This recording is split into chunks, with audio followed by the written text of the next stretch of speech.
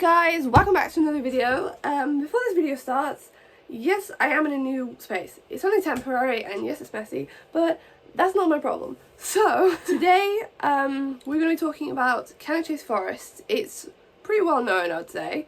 It's located in North Staffordshire and it's one of the West Midlands' most haunted forests.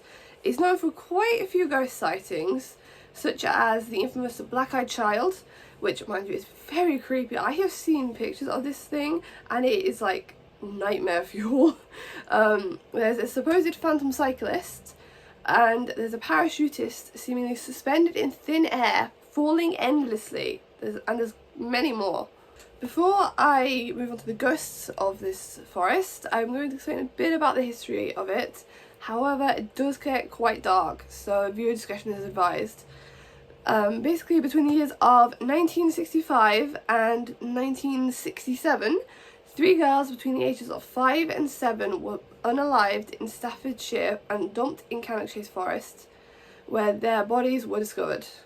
These 3 girls were Margaret Reynolds, Diane Tift and Christine Darby. They were buried in a ditch, but not before being sexually abused and strangled. The murderer was then caught in 1968 before dying in prison in 2014. So obviously that is quite dark. It has quite a dark history behind it, which is probably why it's such a haunted place. But there is one ghost there that personally I don't think was murdered there, but she might have been, aka the Black-Eyed Child. Moving on to the ghosts that haunt this forest. There are quite a lot, but I will only name a few. Starting off with the most infamous story, the Black-Eyed Child. So apparently she just suddenly appears asking for help. However, often before even seeing her face, people are reported getting an overwhelming sense of fear and unease. She has been reported to be wearing old-fashioned clothing and having completely black eyes with no visible whites. Some people are certain she is not of this world and she moves in a way no human can. So this is obviously why I think she might not be one of the murdered children. Only because she's got black eyes and she moved in a way no human can, which is quite creepy, and I've seen pictures and honestly I can still see that image to this day. It is nightmare fuel. The next ghost I want to mention is another pretty famous one, I'd say. I believe it's pronounced Henry William Paget? I doubt I'm pronouncing that right. First Marquis of Ainsley? I don't know how to pronounce that name, so I'm just going to put it on screen right here. So basically, Cannock Forest was his personal hunting ground, and people have reported seeing him riding through the forest on his horse, often accompanied by a pack of hounds. Now, imagine seeing that when you're just taking a casual stroll through the forest. You're just walking along, minding your own business, when suddenly you see some man on a horse just galloping through, followed by a pack of ghostly hounds. Like, imagine you just see them going along and then they just go into a tree and just vanish. Like, imagine how scary that would be. Like, I've never seen that. I've been to Cannock Forest, but I've never actually seen any ghosts yet. I'm hoping to film a video there at some point, if it will ever work, because every time I've tried it's always gone wrong. I'm hoping to get one out though at some point when I can afford it. But anyway, I'm getting off topic. There is also a ghost of an old man with a wide-brimmed hat and a cane who has been seen wandering through the forest and sometimes bangs his stick on the ground to attract people's attention. My boyfriend did actually see this guy one time we went and when we visited. I still remember it to this day. I'm pretty sure he does because he cannot get that image out of his mind. But I'll tell you the quick story of it actually. But basically what we were doing, we were walking along, just casually strolling along, when suddenly we both turn our heads in the same direction at the same time, but I'm pretty sure he was behind me, so I don't know, it's quite strange. We didn't hear any bang, but we both turned our heads at the exact same time in the exact same direction, and then basically he saw so like this old man walking along. It's like, oh, this guy's doing quite well for his age, and then he goes behind a tree. And then he just vanishes. Like, he's gone. He goes like out of his sight and does not reappear. And he's like, and I'm pretty sure Rupert still freaks out about it to this day. But I didn't see him, which is the strange thing, because I thought he meant the cyclist. So I saw a cyclist and I was thinking, okay, what? No, I was thinking that was one of the other ghosts, which I'll mention in a minute. But obviously it wasn't, it was just some normal guy. But I didn't see the old man, which is the freaky thing, because if I couldn't see him and he could, that means that there was a ghost there. And the fact that he walked behind a tree, he matched the exact description of one of the ghosts there, and he just vanished. That's what I don't get. But yeah, the other weird thing is, we didn't know that ghost existed when we went that time. But then we found out later on, like a few weeks after or whatever, we found out later on about that guy, and he matched the exact description of the ghost that my boyfriend saw. That's the freaky thing. We didn't know about that ghost at the time. Until a few weeks later, I was like, whoa, okay. Anyway, I'm off a tangent there. I will continue about the ghosts. The final one I'm going to mention is a phantom cyclist, the one I mentioned during the story. Basically, he's been spotted riding his bicycle through the forest before seemingly vanishing into thin air in front of people. The thing is, this guy is apparently always seen in broad daylight. That's what I don't get. How can you see a ghost in broad daylight? Normally they just come out at night. Well, obviously that's just the classic. I've never actually seen one, but obviously my boyfriend has. The thing is, I didn't think you could see ghosts in broad daylight, but this guy's apparently always seen in broad daylight. Like, just imagine you're walking through the forest and then you just see some guy. This is kind of like obviously the horse story. But like the guy is like cycling along, goes behind a tree and does not come out. Or you just see him like cycling to a bush and he's gone. Just imagine that. That's like creepy. I can just imagine that right now, and it's both creepy but hilarious at the same time. The other ghost actually that I might mention is the parachutist. I believe the story is that he obviously died like what's the word? Skydiving. I think he died skydiving, but I don't know the full story behind. I don't know the like correct story. I could be wrong, but the fact that he's parachutist, I'm assuming it was a skydiving incident. But basically, I think he got caught in a tree on his way down. Future me here. Turns out no one actually knows how the parachutist died. It could just be a legend. My bad, guys. And apparently you can see him like stuck in midair, endlessly falling. That's quite creepy. Yeah, those are the ghosts of the forest. I will actually tell you a few stories of when we were there, because we've tried to film a video there like 3 times, and every single time something has gone wrong. It's like really annoying. But basically, the first time we went, we actually captured quite a fair bit of ghost activity, right? But then when we got the video, because it was recorded on my boyfriend's phone, and my camcorder, I'm like, it's quite an old, I'd say it's an old one. It's one that I bought off the internet, hoping it would work, but for some reason it didn't like work properly, because the audio quality was absolute shite, and the video quality was so like pixely or something. I can't remember exactly because it's too long ago now, but it was so bad that we just could not use it. And the videos that were transferred over to me, they weren't good. Like, the quality was shit, so I couldn't use that either, so I couldn't upload that one no matter how much activity we got. But I can tell you what we did receive. Now, whether you believe me or not is up to you, but I know what I saw. But basically, right, this was quite a while ago. This was like last April, so like a year ago now. But we tried to go on the 3rd of April, I believe it was, and the things that I remember, there was one part of the forest that we went in. This was like the first time we went. I'll start from the beginning.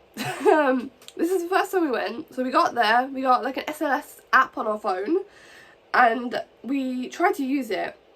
So my boyfriend, he like obviously put it up, tried to see how it worked, and I was walking along in front of the camera, and suddenly there's a figure in the distance that is apparently, that was apparently much bigger than me. I didn't see this, and I'm hoping that it was just like, obviously a glitch, because obviously that thing can be quite unreliable. Like, it picks up anything that is, like, seems human-like, so it must have picked up something in the distance that seems human-like, I'm hoping. Because otherwise it would have captured something that was much bigger than I was behind me. Which seems to be the norm when we use that app on me, because for some reason ghosts seem to love to be behind me, but not in front of me on that thing. I'm hoping I never actually see one, because I would actually freak out. But so yeah, it was that. But we entered this one area because we were just wandering along, so we found it. We thought, ooh, this looks creepy, we'll go in. The microphones we used, as soon as we entered that area, the microphone audio completely cut out. And as soon as we exited that area, the microphone audio, like, it cut back in. So whilst we were in that area, the microphones picked up nothing. Absolutely nothing. Which is really weird, because he was working fine the entire time we were there. One area it didn't work, and then afterwards it continued on as normal, working completely fine for the rest of the thing, for the rest of the video. And I'm like, how does that even work? But the thing is, in that same area we captured a lot of activity. So we had an EMF reader, and one of my friends, he was holding it. He was quite skeptical, but he was holding it, and suddenly it just kept spiking up to red. Which isn't good. Red is bad. Red is very bad. But he was like going around circling, and he was freaking out because all the ghosts were just like, well, all the ghosts, there was probably like only one or two maybe, but it was like circling him, so whichever direction he pointed the thing in, it would just, it would go to red like constantly, and it was freaking everyone out, because like, it's not supposed to go to red. The highest we'd probably gotten before that was like yellow, and so yeah, that was creepy. We also used the SLS, and we had the eye tracker on my boyfriend's camera, like his phone camera. There was a tree, and the eye tracker was tracking eyes on that tree, and we thought, oh, maybe it's just a glitch. However, the SLS tracker that my other friend was using pointed at the exact same tree, and it caught a figure on the tree. Now that tree didn't look human-like at all, and the fact that it caught eyes and a figure on the exact same tree at the exact same time, quite creepy. So yeah, that was fun. I think that was it. So there was another thing actually. Basically I pulled out my boyfriend's spare like iPhone, right, and it's quite small, but basically it started off at 90%, and then in a matter of minutes it said low power mode. It was on 20%. Like in a matter of minutes it went from 90% to 20%, which is like mad, because how did it go down so quick? No battery should go down that quickly. But the thing is, we didn't think much of it at the time, right, because the phones glitch, they do things weird. The thing is, when my boyfriend was going home on the bus later that evening, his phone, like the spare one, was on 75%. It went back up. That's what I don't understand. I can understand that it went from 90% to 20% in a matter of minutes, because that can happen if the battery's faulty.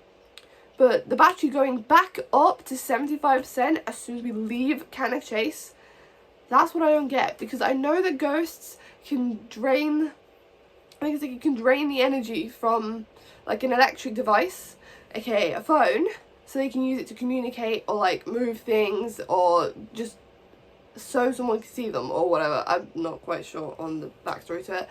So what I'm thinking is that, because we did catch like a figure later on in that same area, what I'm thinking is that thing drained the energy from the phone so that they could show themselves on like what we had, and then obviously once we left and he was on the bus, it went right back up to 75%. No, actually, I do remember we were, this was probably just me, like, my mind playing tricks on me, because I was paranoid, which is fair enough. That was my first time ghost hunting, like, properly. There was this one area, there was 2 trees, like, it was like that, like, these 2 trees were like this, right? And if my mind was playing tricks on me, that was mean, because I swear to Christ, I saw a figure dart between, like, the middle bit, but they didn't go in and they didn't go out. It was just in between, and I was like, whoa. So what I'm hoping is that my mind was playing tricks on me, because it looked like it matched the description of the black-eyed child. Like, it was a little girl, right? It looked like one anyway. It looked like a little girl that darted between the trees, and I'm pretty sure that was part of what it was, like, part of what it said, which is quite fucking creepy, because I don't want to have seen the black-eyed child. And I was already paranoid as it was, but yeah. So that was the first time we went. The second time we went, it was just me and my boyfriend, and what happened was, it didn't go according to plan. We couldn't get any kind of video out of that because it rained profusely towards the end of the day. Like, it was torrential downpour. We got soaked. But that's the time where he saw that the gamekeeper with, like, the wide rimmed hat and the cane that bangs his stick to get passerby's attention.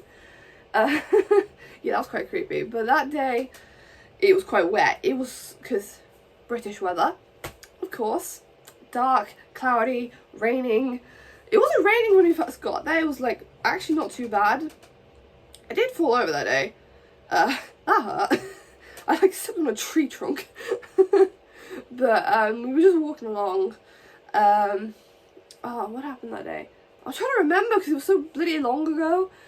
But I remember we were walking through a creepy bit, and there was this old thing on the ground. I was like, oh, I'm gonna go investigate this thing.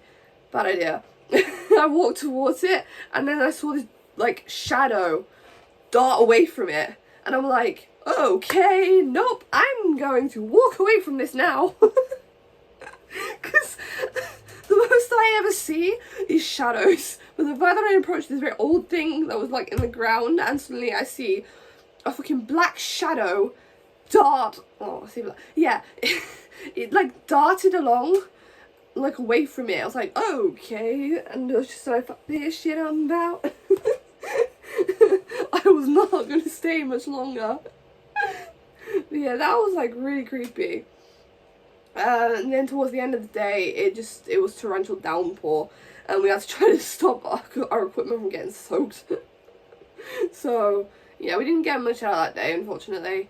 I can't remember if we had any other ghost encounters that day because it was so long ago and my memory is terrible. But the third time we went, surprise, surprise for British weather, it was heat wave. It was really hot, and we really didn't get, like, much at all. We didn't have anything. We had a spirit box at that time, but we didn't catch anything, unfortunately. So that didn't go according to plan. I was hoping to get a video out. Well, like that time we had some friends with us, but that didn't work because it was too hot. Everyone was too hot and bothered. So yeah, we didn't catch any ghost activity that day, I don't think. We tried the spirit box, but we got nothing because we didn't try it properly, I don't think. I was going to try the Estes method, but we couldn't do that, and it was just too hot. So I'm hoping that at some point we will be able to get a video out. I'm hoping that once I can afford it again, or once me or my boyfriend can drive, which we can't yet, I'm hoping that one of us will be able to, and then hopefully we can get up there and actually film a video that will work and actually catch some ghost activity, because the amount of stuff we caught on that first time that we couldn't upload because I couldn't get the quality right was just ridiculous. It was like, I have never experienced that much ghost activity before in my life. And I haven't been able to catch it since. So that's fun. But yeah, that's Cannock Forest. It's quite creepy. and obviously got quite a dark backstory to it, and there's quite a few ghosts. If you enjoyed that video, press that like button and subscribe, and I shall see you in the next video. Peace out.